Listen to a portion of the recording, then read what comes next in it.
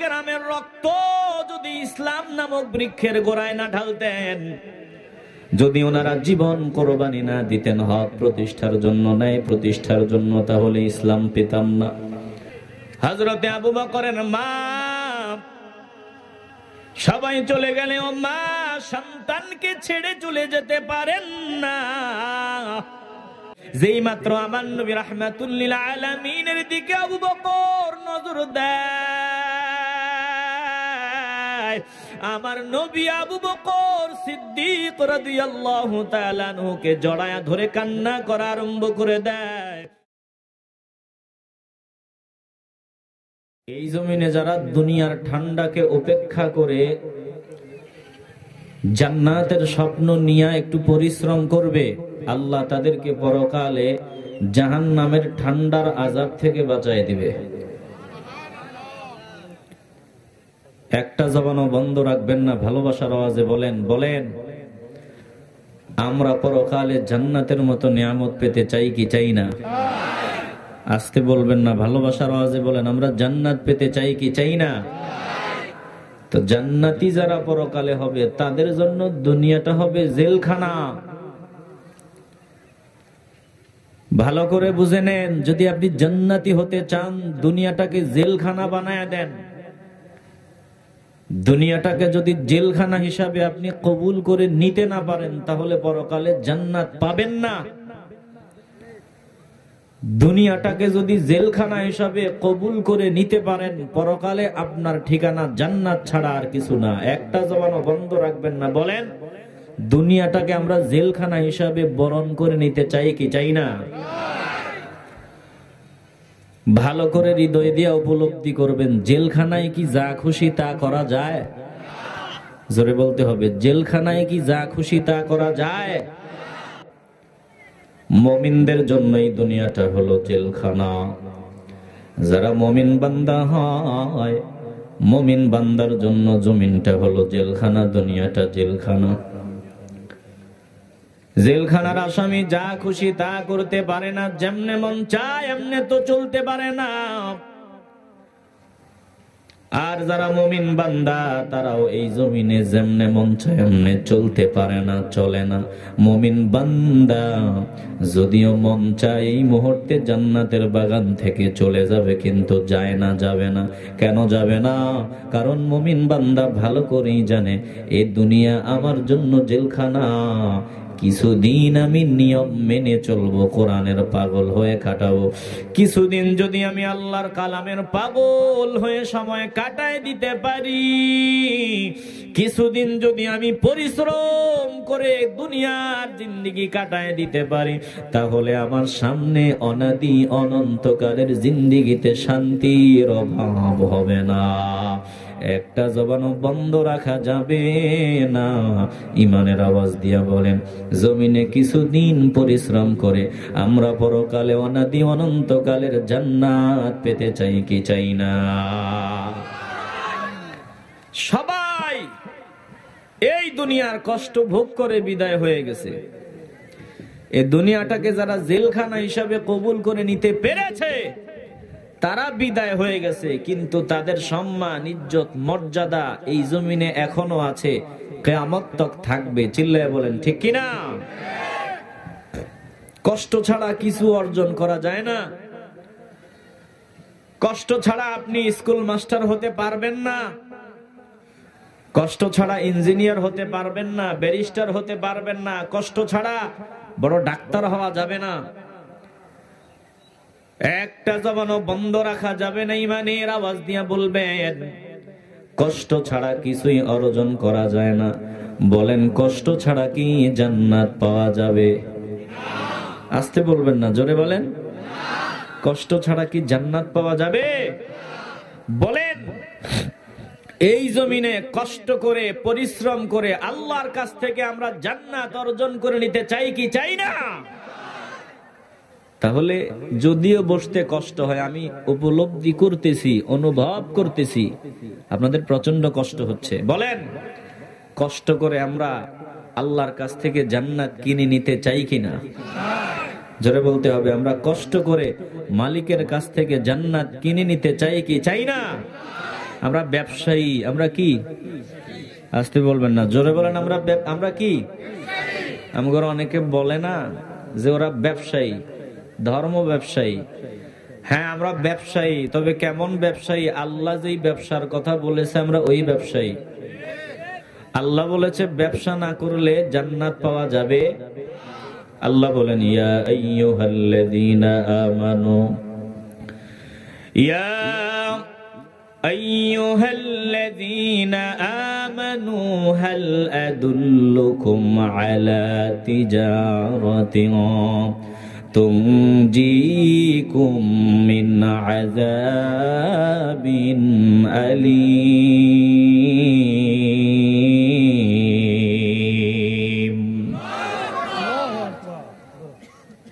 একটা জবানও বন্ধ রাখবেন না, ভালোবাসার আওয়াজ দিয়া বলেন। আমাদেরকে গালি দেওয়া হয়, বলা হয় আমরা ব্যবসায়ী, ধর্ম ব্যবসায়ী। আল্লাহ বলে তোরা যদি ব্যবসায়ী না হও জান্নাত পাওয়া যাবে না। একটা জবানও বন্ধ রাখা যাবে না। ইমানের আওয়াজ দিয়া বলেন আমরা আল্লাহর সাথে খাঁটি ব্যবসায়ী হতে চাই কি চাই না? আল্লাহ বলেন যে আমি কি তোমাদের হাল আদুল্লুকুম আলা তিজারাতিন, আমি কি তোমাদের এমন ব্যবসার সংবাদ দিব না যেই ব্যবসা তোমাদের তুনজিকুম মিন আযাবিন আলীম, যেই ব্যবসাটা তোমাদের জাহান্নামের আগুন থেকে বাঁচায়া জান্নাতি বানায় দিবে। বলেন আমরা কি এমন ব্যবসার সংবাদ পেতে চাইনি যে ব্যবসা আমাদের জান্নাতি বানায় দিবে? আসতে বলবেন না, একটু ভালোবাসার আওয়াজে বলেন। কি সেই ব্যবসা? আল্লাহ তাআলা বলেন তাহলে শোনো, তোমরা যদি ব্যবসায়ী হতে চাও তাহলে শোনো, আমি এমন ব্যবসার খবর তোমাদের দিচ্ছি যেই ব্যবসা তোমাদের জাহান্নাম থেকে বাঁচায়া জান্নাতে ঢুকায় দিবে। আল্লাহ গো, কি ব্যবসা? ওটা কি ব্যবসা? আল্লাহ বলেন ব্যবসার নিয়ম শুনে নে, নিয়ম পদ্ধতি শুনে নে। ব্যবসা যদি করতে হয় প্রথমে আপনার লাগবে মাল, লাগবে মাল। ব্যবসা যদি করতে হয় মাল লাগবে, ব্যবসার জন্য ক্রেতা লাগবে, বিক্রেতা লাগবে। তিনটা জিনিস ছাড়া ব্যবসা হয় না। এক নাম্বার, ব্যবসা করার জন্য ক্রেতা দরকার, ব্যবসা করার জন্য বিক্রেতা দরকার, ব্যবসা করার জন্য সম্পদের দরকার, মালের দরকার। আল্লাহ বলেন শোনো, আমি আল্লাহ তোমাদের ব্যবসার খবরটা দিয়ে দিচ্ছি, ভালো করে বুঝে নেন। ইন্নাল্লাহা আশতারা মিনাল মুমিনিনা আনফুসাহুম ওয়া আমওয়ালাহুম বিআন্না লাহুমুল জান্নাহ। আল্লাহু আকবার বলেন। কষ্ট হচ্ছে আপনাদের? কষ্ট হচ্ছে আমি জানি, একটু মনোযোগ দিয়ে কথাগুলো শুনেন, মজা লাগবে। কারণ কোরআনের মতো মজা আর কোনো কিছুতে নেই। চিল্লা এখন ঠিক কিনা? ভালো করে বুঝে নেন। আল্লাহ বলেন শুনে নাও, ব্যবসার খবর আমি জানাই দিচ্ছি। আমাদের মালিক আল্লাহ বলেন ব্যবসার খবর শুনিয়া লাও। কি ব্যবসা? বলে ইশতারা, আমি আল্লাহ ক্রয় করে নিয়েছি, ক্রয় করে নিয়েছি। ব্যবসার ক্রেতা হলো আল্লাহ। একটা জবানও বন্ধ রাখা যাবে না। ইমানের আওয়াজ দিয়া বলেন এই ব্যবসার ক্রেতা কে? ভালোবাসার আওয়াজে বলেন ক্রেতা কে? আল্লাহ বলেন আমি ক্রয় করে নিয়েছি আনফুসাহুম মিনাল মুমিনিনা, মুমিনদের কাছ থেকে, মুমিনদের কাছ থেকে, মুমিনদের কাছ থেকে। বুঝে থাকলে একটু ভালোবাসার আওয়াজে বলেন আল্লাহ ক্রেতা কিনে নিয়েছেন কাদের কাছ থেকে? জোরে বলেন কাদের কাছ থেকে? দুনিয়াটাকে যারা জেলখানা হিসাবে কবুল করে নিয়েছে তারা কি বুঝেন না আপনারা? মুমিনদের জন্য এই দুনিয়াটা কি? জেলখানা। মুমিনদের জন্য দুনিয়াটা কি?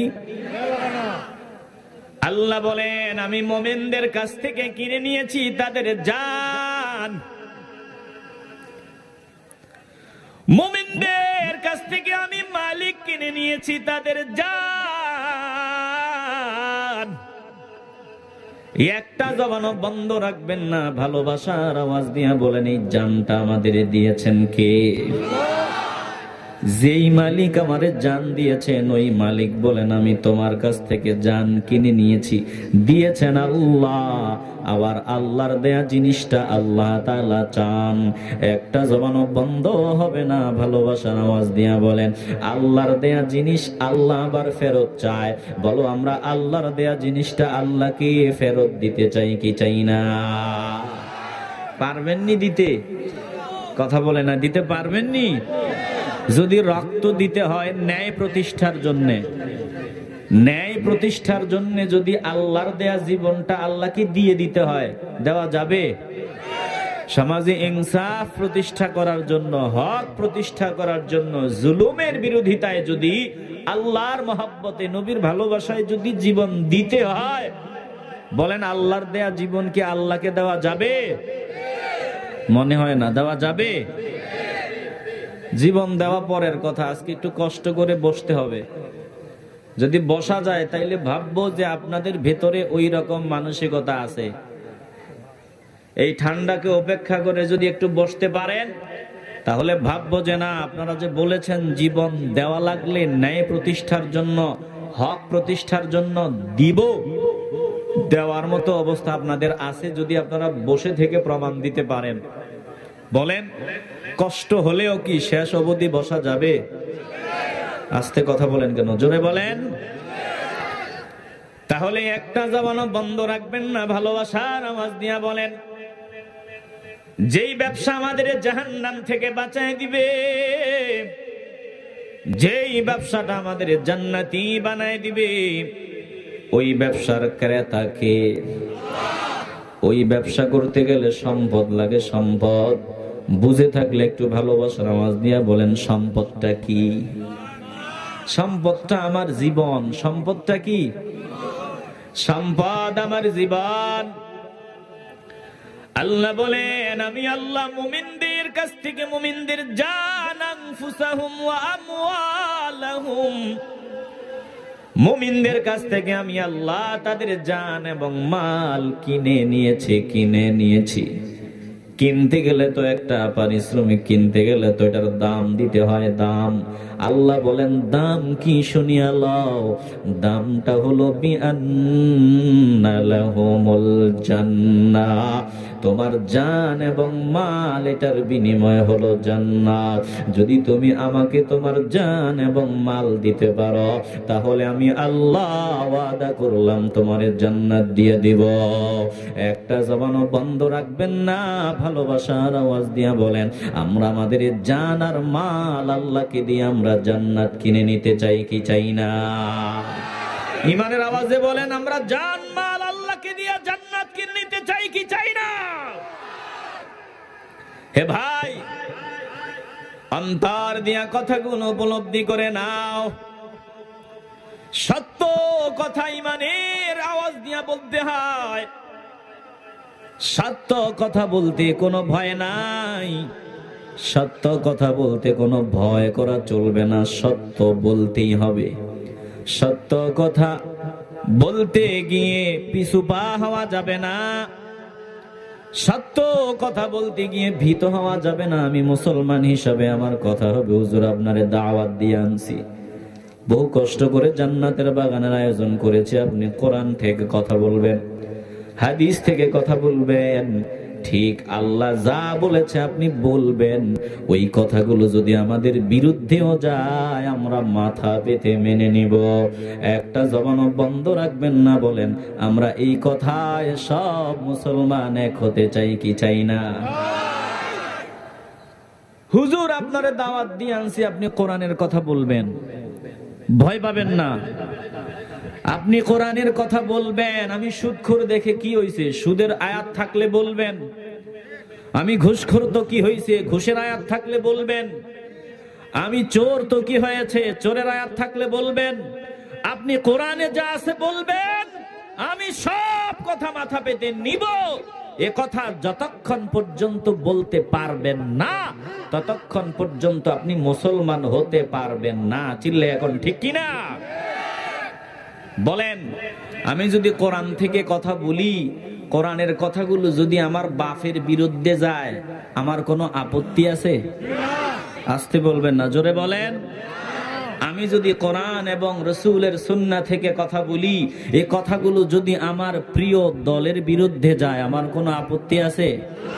আমি যদি কোরআন সুন্নাহ থেকে কথা বলি, এই কথাগুলো যদি আমার বিরোধী দলের বিরুদ্ধে যায়, কোনো আপত্তি আছে? আমার কোরআন এবং সুন্নাহর কথা যদি আমার ব্যক্তি জীবনের বিরুদ্ধেও যায়, আমার কোনো আপত্তি আছে? জোরে বলেন, আপত্তি আছে? তাহলে দিল পরিষ্কার করে নাও, কোরআনের কথাগুলো শোনার জন্য তৈরি হও। হে মুসলমান নবীর আশিকের দল, আমরা মুসলমান বীর পুরুষ, বীর সৈনিকের দল। ভালো করে অন্তর দিয়া কথাগুলো শুনে নাও। মুসলমানরা কখনো দুনিয়ার কাউরে ভয় পেয়ে জীবন যাপন করে নাই, ভয় পায় নাই। তাজা ইতিহাস আপনাদের জানা। এই বাংলার জমিনে আজ আপনারা টুপি পেয়েছেন, দাড়ি পেয়েছেন, নামাজ পড়েন, মসজিদ পেলেন। সিলেটের জমিনে যত সুন্দর সুন্দর মসজিদ পাওয়া যায়, আমার মনে হয় সারা বাংলাদেশের কোথাও এত সুন্দর সুন্দর মসজিদ আপনি খুঁজে পাবেন না। বাস্তবতা বলতেছে, আমরা তো দেশ ঘুরি। এই সিলেটে আল্লাহর ওলিদের জমিনে যত সুন্দর সুন্দর মসজিদ পাওয়া যায়, আমার মনে হয় বাংলাদেশের কোথাও এত সুন্দর মসজিদ পাওয়া যাবে। এটা এমনি এমনি হয় নাই, এমনি এমনি হয় নাই। নিরপেক্ষ দৃষ্টিকোণ থেকে আমার কথাগুলো বুঝবেন। আমি এসেছি কোরআনের কথা বলতে। আমি কোনো ব্যক্তিগত মতামত প্রতিষ্ঠা করার জন্য এখানে আসি নাই। আমি কোনো রাজনৈতিক দলকে টার্গেট করে কথা বলার জন্য এখানে আসি নাই। আমি বিরোধী দলকে হেয় প্রতিপন্ন করার জন্য এখানে আসি নাই। আমি এসেছি দাঈ ইলাল্লাহ হয়ে। আমার দল হলো একটাই, হিজবুল্লাহ। আমি আল্লাহর দল, এছাড়া আমি আর কারো দল না। চিল্লায়া বলেন ঠিক কিনা? সবাই আমার আপন। যত দলের লোক এখানে আছেন, যত মতের লোক এখানে আছেন, সবাই আমার ভাই, সবাই আমার আপন। আমি আলেম, সবাইকে আপন ভেবেই কথা বলতে হবে। দুঃখের সাথে বলতে হয়, আজ ওয়াজের ময়দানে মারামারি হয়। কথা বলেন না কেন? ওয়াজের ময়দানে মারামারি হয়। আমি ভেবে দেখেছি এটাতে দুই পক্ষই দায়ী। আলেম ওলামাগণ কথা বলতে গিয়া একটা দলকে বেশি আক্রোশ করে কথা বলে, টার্গেট করে কথা বলে একটা দলকে। এজন্য ওই দলের মানুষগুলার কষ্ট লাগে। আমি বলবো যে কথা বলার সময় যদি সঠিক কথা বলতে হয়, আল্লাহ তাআলা বলেছেন মানুষ যেভাবে বুঝবে, হিকমতের সাথে মানুষের সামনে কথাগুলো উপস্থাপন করো। আমার মন বলে, আওয়ামী লীগ বলেন, বিএনপি বলেন, যত দলের লোক বলেন, কোরআনের কথা শুনে মেজাজ গরম করবে এমন মুসলমান বাংলাদেশে নাই, এমন মানুষ বাংলাদেশে নাই। কথা কোন ঠিক কিনা? আমার দিল বলে দুই একটা ছাড়া, যেগুলো নাস্তিক হয়ে গেছে, মুরতাদ হয়ে গেছে, ওগুলো ছাড়া। ওয়াজে যে মারামারি হয়, এতে আলেমরাও দায়ী। আপনি ব্যক্তিগত একটা দল প্রতিষ্ঠা করার জন্য ময়দানে ঘোরাঘুরি করেন, এটা উচিত নয়। আপনি কোরআনের কথাগুলো বলে যাবেন, কোরআনে যা আছে তা বলে যাবেন। কোন ব্যক্তিগত দল প্রতিষ্ঠার জন্য এই ময়দানে কথা বলা যাবে? কষ্ট হচ্ছে আপনাদের? আর শ্রোতা যারা আছেন, আপনাদেরও এই গুণ থাকতে হবে, এই চিন্তা থাকতে হবে যে কোরআনের কথাগুলো আমাকে মেনে নিতে হবে, আমার বিরুদ্ধে গেলেও। কথা বলেন না কেন? ভালো করে হৃদয় দিয়ে উপলব্ধি করে নেন। হে ভাই, কোরআনের কথাগুলো আজ আমরা শুনতে পারি। তাকায় দেখেন, এই সিলেটের জমিনে যত সুন্দর সুন্দর দ্বীনি প্রতিষ্ঠান পাওয়া যায়, সারা বাংলাদেশের কোথাও এত সুন্দর সুন্দর দ্বীনি প্রতিষ্ঠান দেখা মিলে না, পাওয়া যায় না। এটা কেমনে হয়েছে, কিভাবে হয়েছে, ভালো করে বুঝে নাও। এটা হয়েছে একমাত্র আল্লাহর ওলিদের ত্যাগ তিতিক্ষার অবদান, আল্লাহর ওলিদের রক্ত দেওয়া, রক্ত ঢেলে দেওয়ার অবদান। ইসলাম নামক বৃক্ষের গোড়ায় রক্ত ঢেলে দিয়েছেন, আর এই বৃক্ষ এখন দিন দিন মজবুত হয়, আর এটার ফল ছড়ায় ছিটায় পড়তেছে। চিল্লায় এখন ঠিক কিনা? কোনো ভয় করেন নাই। এসেছেন কোন জায়গা থেকে, কোথায় বাড়ি, কোথায় ঘর, অপরিচিত দেশ, চলে আসছেন এই দেশে, কেউ নাই, কেউ পাশে নাই, একজন আছেন। তিনি কে? জোরে বলেন, তিনি কে? হে মুসলমান, ভালো করে বুঝে নেন, আজ আমরা মুসলমান। সাহাবে কেরামের রক্ত যদি ইসলাম নামক বৃক্ষের গোড়ায় না ঢালতেন, যদি ওনারা জীবন কোরবানি না দিতেন হক প্রতিষ্ঠার জন্য, ন্যায় প্রতিষ্ঠার জন্য, তাহলে ইসলাম পেতাম না। ভালো করে দেখে নেন, আমার নবী স্বয়ং নিজে বাতিলদের মোকাবিলা করতে গিয়া, হক প্রতিষ্ঠা করতে গিয়া, সমাজ থেকে অন্যায় দূর করতে গিয়া আমার নবী নিজে রক্ত মোবারক ঝরিয়েছেন। চিল্লায় এখন ঠিক কিনা? সাহাবায়ে কেরাম রক্ত মোবারক দিয়েছেন, জীবন দিয়েছেন। মুসলমানদের সংখ্যা 30 অথবা 40-এর কৌঠায় যখন পৌঁছে যায়, সকল সাহাবায়ে কেরাম 30-40 জন সাহাবায়ে কেরাম আমার নবীর সামনে বারবার অনুরোধ করে বলে, ইয়া রাসূলুল্লাহ, আপনি অনুমতি দেন, গোপনে গোপনে আমরা মানুষকে ইসলামের দাওয়াত দেই। আর ভালো লাগে না, আর আমাদের মজা লাগে না, তৃপ্তি লাগে না, আমরা প্রকাশ্যে ইসলামের কথাগুলো উঁচু আওয়াজে বলতে চাই, আমাদের এই সুযোগ দেন। আমরা প্রকাশ্যে দ্বীনের কথাগুলো উঁচু আওয়াজে বলতে চাই, আমাদের অনুমতি দিয়া দেন। আমার নবী রাহমাতুল লিল আলামিন বলে, শোনো, আমরা সংখ্যায় মাত্র 30-40 জন লোক, আর আমাদের এলাকায়, আমাদের মহল্লায়, আমাদের দেশের সব মানুষ আমাদের বিরুদ্ধে, সবগুলো মানুষ আমাদের বিরুদ্ধে। সংখ্যায় আমরা খুবই কম, সংখ্যায় আমরা একেবারে নগণ্য। আরো কিছুদিন সবর করো, আরো কিছুদিন ধৈর্য ধরো, এরপরে সময় যখন আসবে তখন আমি অনুমতি দিব, আর প্রকাশ্যে দ্বীনের কথাগুলো বলা শুরু করবা। ইতিমধ্যে হযরত আবু বকর সিদ্দিক রাদিয়াল্লাহু তাআলা আনহু ইসলাম কবুল করেছেন। হযরত আবু বকর আল্লাহর নবীর সামনে দাঁড়ায়া কান্না করে বলে, ইয়া রাসূলুল্লাহ, দ্বীনের প্রচার প্রসার হোক, এটা আমরা চাই, গোপনে গোপনে আর আমরা চলতে পারি না, আপনি অনুমতি দিয়ে দেন, আমরা প্রকাশ্যে দ্বীনের দাওয়াত, তাকবীরের ধ্বনি, রিসালাতের ধ্বনি দিতে চাই, প্রকাশ্যে আমরা কোরআনের কথাগুলো মানুষের সামনে শোনায় দিতে চাই, প্রকাশ্যে আমরা ইসলামের দাওয়াত মানুষের সামনে উপস্থাপন করতে চাই। বারবার যখন আবু বকর সিদ্দিক রাদিয়াল্লাহু তাআলা আনহু সহ অনুরোধ করা লাগলেন, আমার নবী রাহমাতুল লিল আলামিন অনুমতি প্রদান করলেন।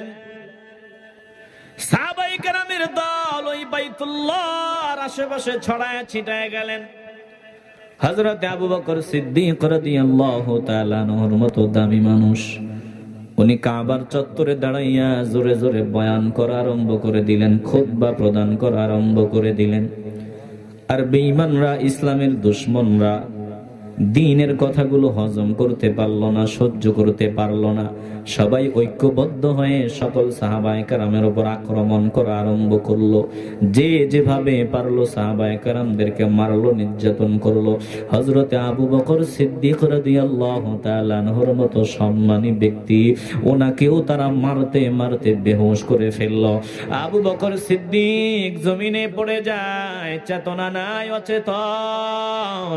আর দুশমনরা পায়ের শক্ত চামড়ার জুতা দিয়া ওনার নাকে, মুখে, মাথায়, শরীরে আঘাতের পর আঘাত করলেন।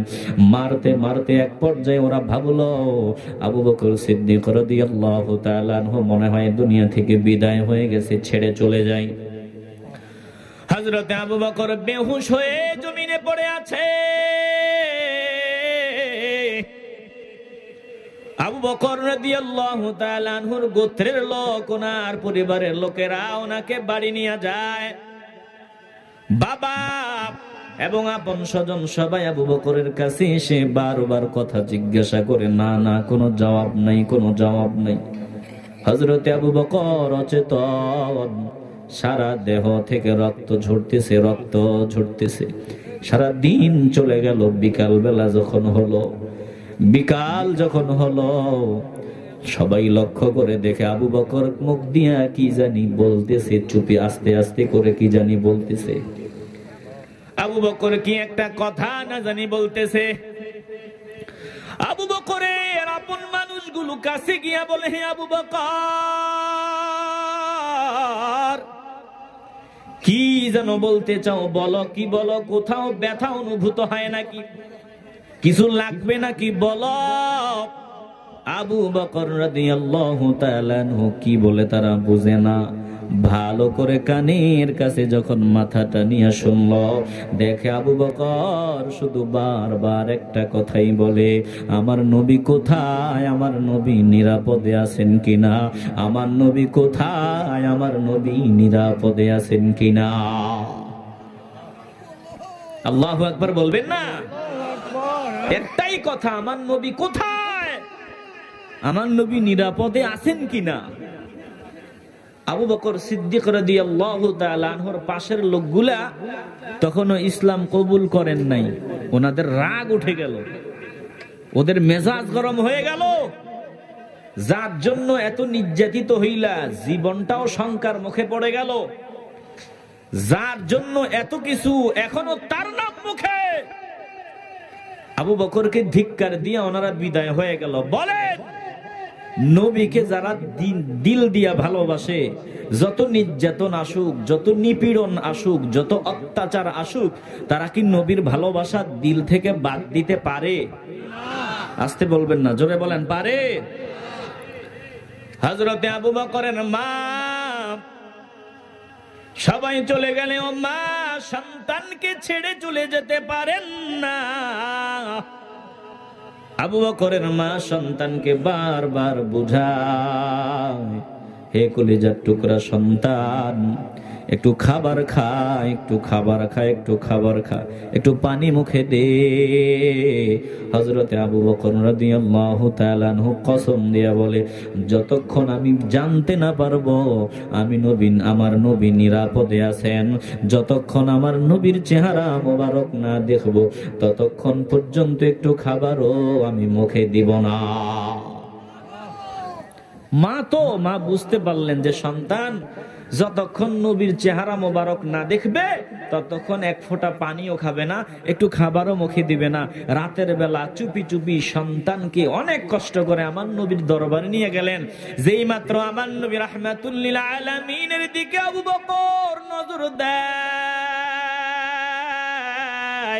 আমার নবী আবু বকর সিদ্দিক রাদিয়াল্লাহু তাআলা আনহুকে জড়ায়া ধরে কান্না করা আরম্ভ করে দেয়।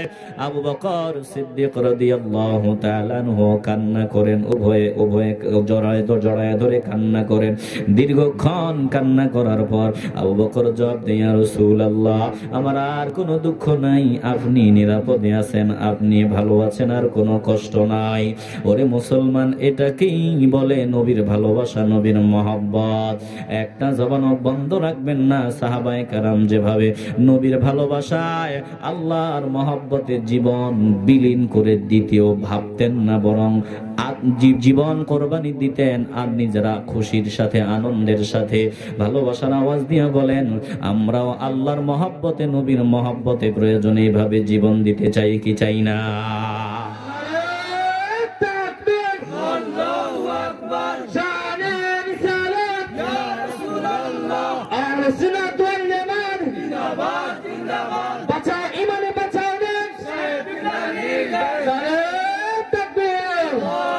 প্রিয় ভাইয়েরা, একটু বুঝে শুনে আওয়াজ দিবেন। আমাদের ধর্মের একজন পিতা আছেন, বলেন আমাদের ধর্মের পিতার নাম কি? বলতে পারলেন না আপনারা? আমাদের ধর্মের পিতার নাম কি? জোরে বলতে হবে, কি নাম? উনি যে আমগো ধর্মের পিতা, এই নামটা দিছে কে? জোরে বলতে হবে, কে দিছে? ভালো করে বোঝেন। আল্লাহ বলেন, মিল্লাতা আবিকুম ইব্রাহিম হুয়া সাম্মাকুমুল মুসলিমিন।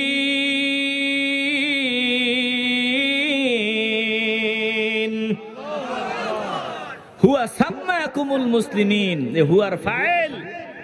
অধিকাংশ মুফাসসিরিনে কেরামের মতে হযরত ইব্রাহিম আলাইহিস সালাম তোমরা যে মুসলিম এর নামটা রেখেছেন তোমাদের ধর্মের পিতা ইব্রাহিম আলাইহিস সালাম। চিল্লায় এখন সুবহানাল্লাহ। ভালো করে খেয়াল করে নেন, আজ এই জমিনে টুপিওয়ালার অভাব নাই, দাড়িওয়ালার অভাব নাই। এই জমিনে আজ নামাজি মানুষের অভাব নাই, কোরআন তেলাওয়াতকারীর অভাব নাই। ওরে মুসলমান, এগুলো এমনি এমনি হয় নাই, এগুলো হয়েছে একমাত্র আল্লাহর প্রিয় বান্দাদের ত্যাগ তিতিক্ষার উসিলায়। চিল্লায় এখন ঠিক কিনা?